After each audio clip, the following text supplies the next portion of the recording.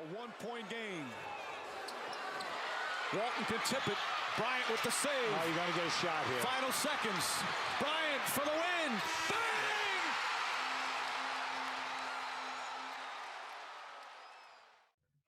First up, we got boom or bust, where we take a player and we determine if they're going to boom or bust from the 2020 NFL draft. So for us, what boom or bust means is like, I wouldn't say Super Bowls in the rookie season, but, it's a relatively successful rookie season. Like for a quarterback, they start a few games, maybe make the playoffs, maybe don't, but just do the best they can, possibly break a few records, but that's boom or bust for us. Yeah, And bust agreed. bust isn't really like, oh, we think they're going to be a long-term bust. It's just that we don't think they're going to do amazing during their rookie season. You want to kick us off on that? All right, so with me, Joe Burrow is the one to focus this week.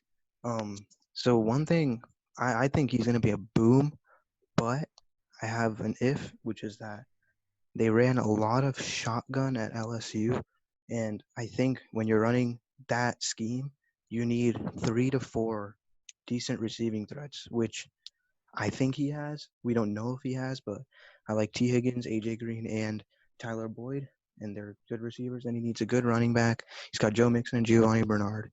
Then his offensive line. So this is where I say the if, because I think this is very concerning for the Bengals. They have a young left tackle in Jonah Williams, and even if the good skill players are there for the team, he will struggle without sufficient offensive line help. Yeah, like adding on to that, I mean, Joe Burrow, he had amazing weapons at LSU, and now you're putting him on the worst team in the NFL. I mean, I think he's going to get hit a lot. He's going to get a bunch of losses. It's going to affect him physically and emotionally. And I think he can boom if he's not on the Cincinnati Bengals. But for now, because he is, I think he's going to be a bust. I mean, the worst record, but that doesn't really mean that they were the worst team. I mean, A.J. Green, Tyler Boyd, Joe Mixon's really slept on. I mean, I think he still has the offensive weapons to succeed. I mean, obviously LSU has like a great array of weapons, but the Bengals team isn't a slouch either. Obviously AJ mentioned Williams back, so I think he can actually do good. Yeah. So all right. So I'm hearing AJ got boom, Sajal got boom, Anish got bust, but I'm gonna break that. I'm not going tiebreaker here. I'm gonna go with boom as well. The reason I believe this is that, going off of AJ's point, they did run a lot of shotgun, but the thing is that it worked well. It worked well at LSU. He was a phenomenal quarterback. And then again, yes, he had a lot of weapons at LSU. College football doesn't translate always to NFL success. But if there are a few guys that, are NFL-ready quarterbacks, Joe Burrow is the most NFL-ready quarterback, which is why he was the number one pick. Going off of AJ's point once again, and Sujal's point about the weapons with AJ Green, Tyler Boyd, all these guys, they're only there to help him.